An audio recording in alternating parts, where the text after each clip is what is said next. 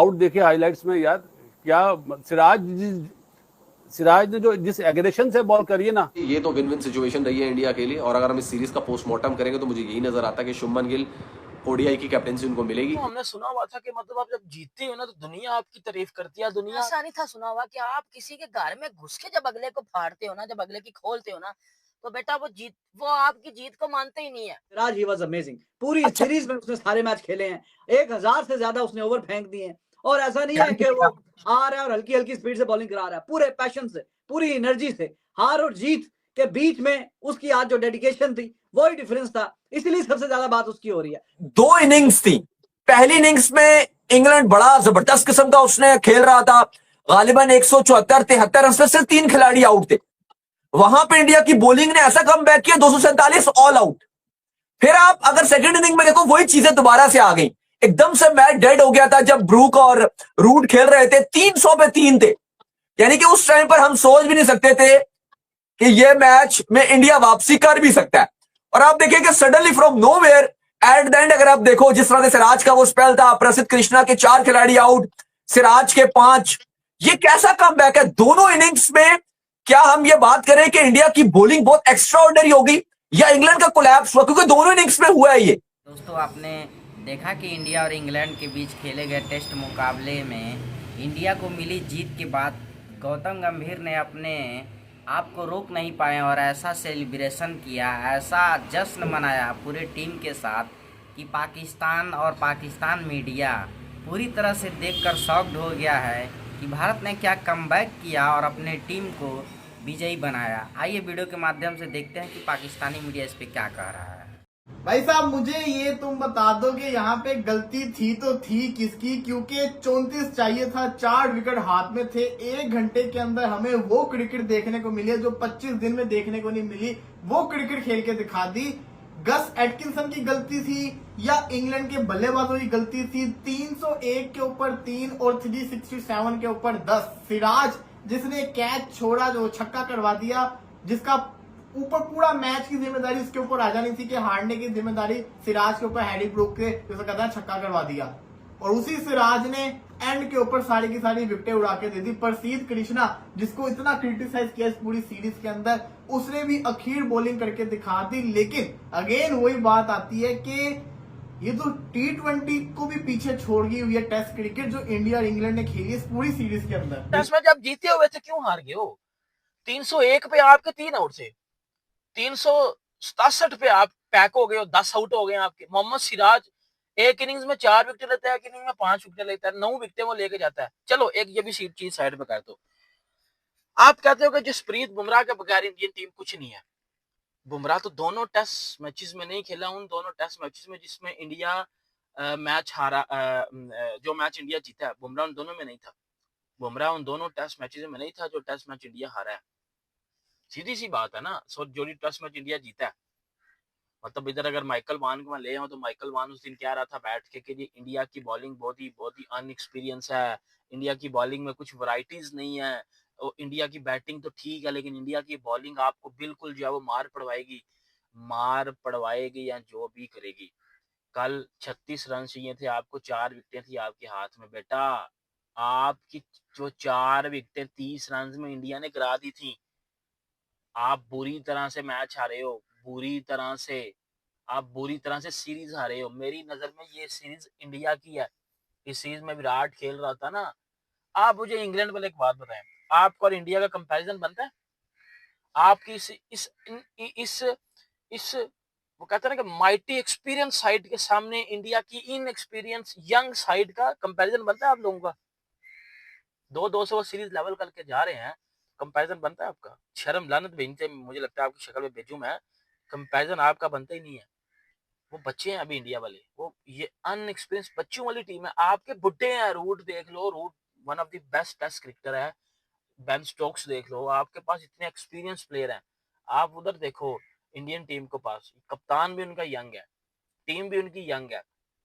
उनका कभी नीतीश रेड्डी इंजर्ड हो रहा है तो कभी आकाशदीप इंजर्ड हो रहा है तो कभी बुमराह इंजर्ड हो रहा है तो कभी कोई इंजर्ड हो रहा है, लेकिन वो हार नहीं रहे।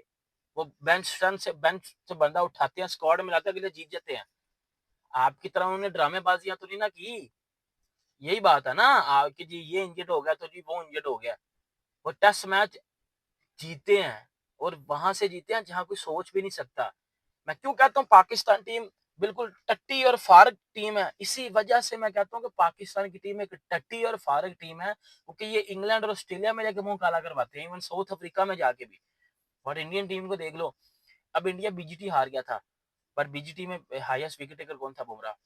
अब आप ये सीरीज देख लो, इस सीरीज में इंपैक्टफुल परफॉर्मेंसेस किसकी तरफ से आई हैं? इंडिया की तरफ से आई हैं। गिल के 100, जायसवाल के 100, राहुल के 100, जड्डू के 100, सुंदर के 100, पंत के 100, और इवन के उनका इस मैच में वो मेन प्लेयर उनका पंत नहीं था। पंत इंडिया का सबसे बड़ा टेस्ट का प्लेयर है इस टाइम, वो नहीं था इस मैच में। इंडिया फिर भी जीता है, बुमराह नहीं था, इंडिया फिर भी जीता है, क्योंकि उनको रोना धोना नहीं आता इंग्लिश मीडिया की तरह। ये Pakistan media, English media, Australian media, ये जब हारते हैं रंडी रोना शुरू भाई कि जी इंडिया चीटिंग से, जो भाई किस तरह चीटिंग से जीता है? आप कह रहे हो जी जब इंडिया दूसरा टेस्ट मैच जीता बर्मिंघम में, तो आपने बोला इंडिया ने बॉल टेम्परिंग की है। इंडिया ने बॉल टेम्परिंग की कि छनकना बॉल टेम्परिंग की है इंडिया ने? क्या बॉल टेम्परिंग की है? कोई प्रूफ है बॉल टेम्परिंग का आपके पास? फिर जब इंडिया वो टेस्ट मैच जीता कल वाला, आपने बोला कि जी लक के हिसाब से इंडिया जीता है, पर क्रिकेट स्किल्स के ऊपर इंग्लैंड जीता। क्रिकेट स्किल्स किधर से क्रिकेट स्किल्स?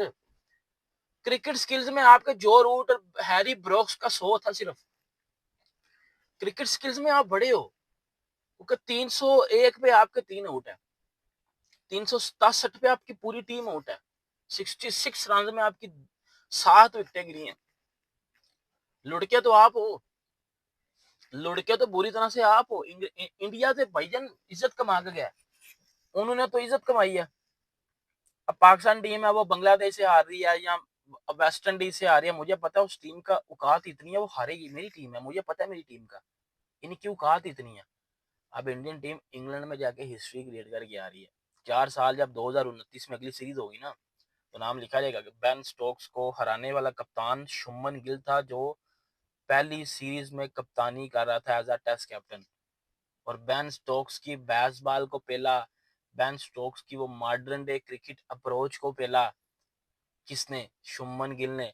सिराज ने जिस तरह कल जो है वो कैच एक छोड़ दिया, और लग रहा था कि जो सिराज ने वो जो कैच हैरी ब्रूक का गिराया है, ऐसा लग रहा था वो कैच नहीं गिराया बल्कि मैच ही गिरा दिया। क्योंकि कल के दिन मैं देख रहा था सिराज पे बड़ी तनकीद हुई सोशल मीडिया पे, सिराज को बहुत रगड़ा गया लोगों ने, यार ये क्या है यार, इतने अरसे से इंटरनेशनल खेल रहा है, इसको आइडिया नहीं है कि ये कैच पकड़ के बच्चों की तरह जो इसने जाकर जो रोप को टच कर दिया। लेकिन मुझे लगता है कि आज शायद सबसे ज्यादा मोस्ट लविंग जो स्पोर्ट्समैन है इस वक्त इंडिया में, वो सिराज ही होगा जिसने हिस्ट्री क्रिएट कर दी। तो ये कितना बड़ा सिराज के लिए बूस्ट था कि कल का वो कैच जिस तरह से उन्होंने पकड़ा और आज जिस तरह गेम चेंज कर दिया। और थर्ड टेस्ट मैच में भी वो खड़े हुए थे जिस तरह से और आउट हो गए थे, वो भी एक बड़ा हार्ट ब्रोकन मोमेंट था उनके लिए। तो बस देखो ना, वक्त वक्त की बात है। आप जो दाऊद बात कर रहा है, अब वो गेंद जब स्टंप्स पे लगा तो तब ये सर पकड़ के बैठा हुआ था।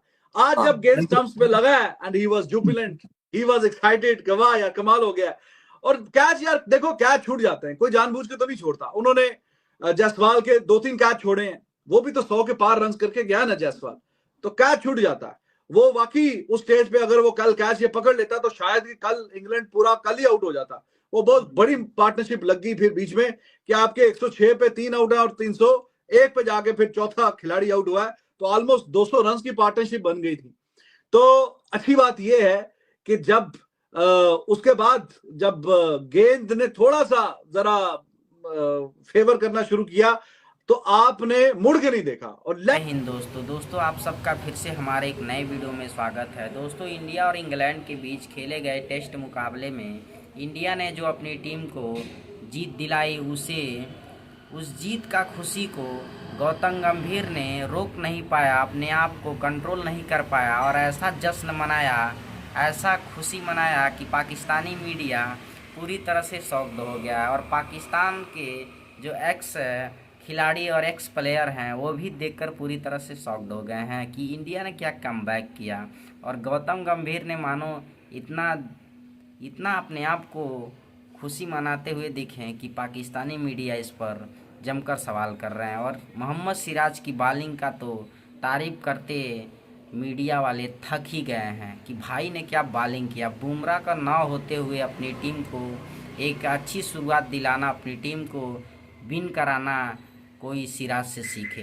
खैर इस पे आपकी क्या राय है हमें कमेंट बॉक्स में ज़रूर बताएं, और वीडियो अच्छी लगी तो वीडियो को लाइक और हमारे चैनल को सब्सक्राइब जरूर करें। धन्यवाद।